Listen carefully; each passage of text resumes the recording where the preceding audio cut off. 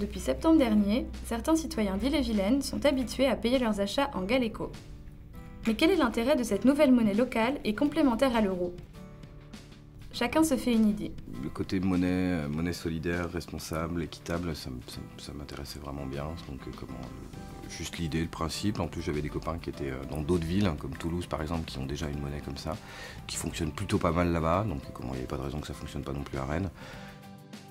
La motivation, c'est qu'on a aussi des clients qui nous en ont parlé, en disant voilà, c'est une monnaie qui nous intéresse, voilà, et on s'est intéressé aux arguments de cette monnaie-là, voilà, qui nous a semblé intéressante. C'est aussi des valeurs qu'on soutient, et donc on s'est dit il faut qu'elle soit dans nos commerces.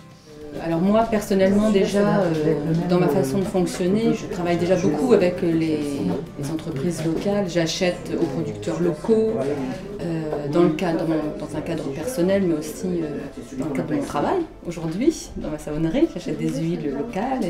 Et donc pour moi c'était une évidence d'utiliser le Galeco. C'était une façon de donner suite à mes idées en fait.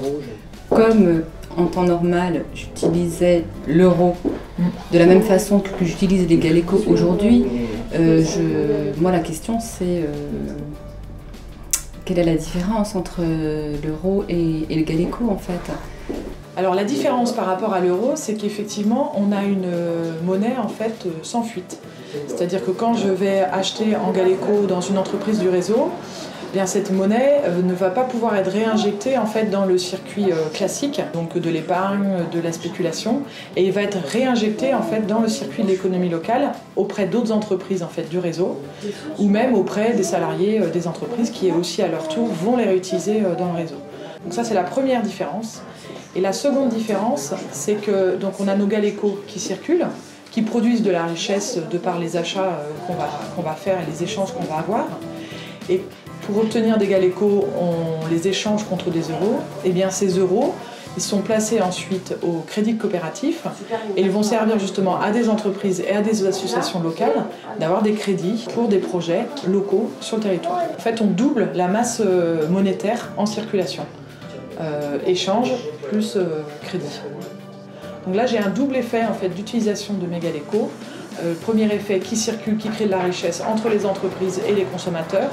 Et le deuxième effet qui va avoir un levier de soutien à des projets locaux. Une simple inscription à l'association Galeco, située au collège Anne de Bretagne, suffit pour adhérer au réseau en tant que citoyen. 17, 18, 19, 20 et 21. Un petit bonus de 1 Galeco.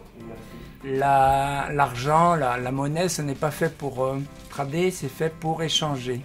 En fait, c'est ça pour moi, c'est l'échange. Hein. Je prends un produit ici, elle me rend service, ça me donne à manger, moi je me donne de quoi manger aussi, de quoi vivre.